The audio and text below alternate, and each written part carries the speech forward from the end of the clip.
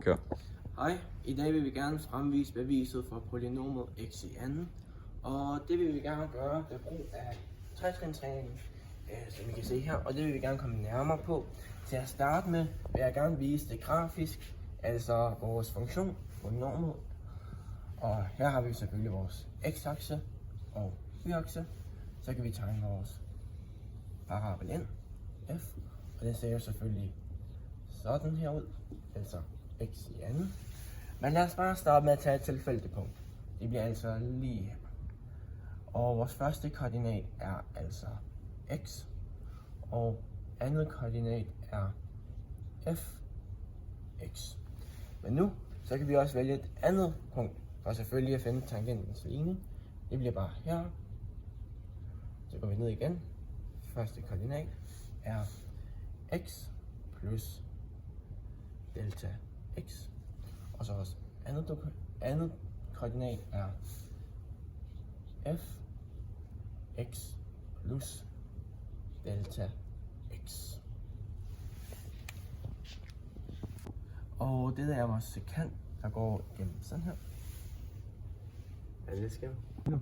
Nu vil vi sætte det ind i en funktion, og ved hjælp af det skal vi først finde forkortelser til vores delta x og så videre, vores fx-funktioner. Så det vil vi gøre ved hjælp af det her, som er x, fx, som så bliver til x, x i anden. Vores fx bliver forkortet til x i anden. Og det vil vi gøre med den anden funktion også, som er x plus delta x, x plus fx plus delta x. Jeg har så lige kigget på regnestykket og set, at jeg mangler en x herover, så det retter jeg lige. Det vil så igen gøre det samme, som vi gjorde her. Så vi vil bare sige x plus delta x, x plus delta x i anden. Når vi så har forkortet dem, vil vi gerne sætte den ind i en regnestykke, som så siger, lad mig komme lige lidt ned her, x plus delta x, x i anden plus 2 gange x gange delta x plus delta x i anden. Når vi så har gjort det, vil vi sætte ind fra før vi får brøken.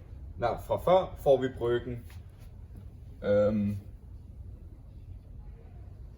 X i anden plus 2x gange delta x plus delta x i anden.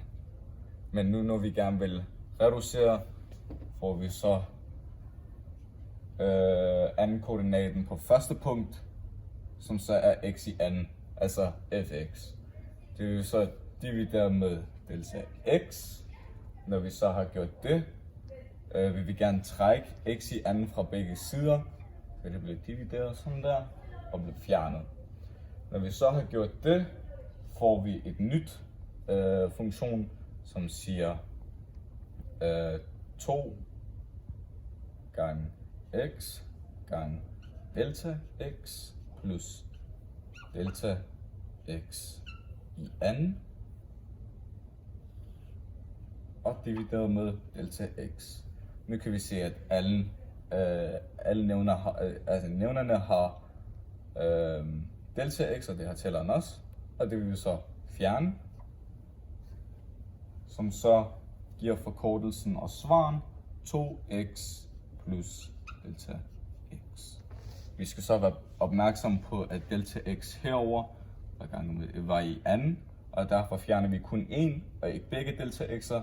Derfor får vi vores endelige resultat 2x plus delta x, som så er sekantens hældning. Og nu har vi jo formlen for sekantens hældning, altså linjen her. Og så skal vi også finde tangentens hældning. Og det gør vi ved, at delta x, den skal gå mod 0.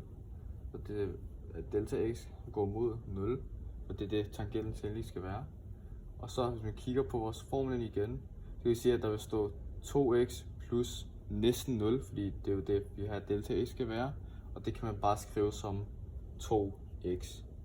Og derfor har vi så tangentens hældning, og det er 2x er lige med f mærke x, som er formlen for tangent.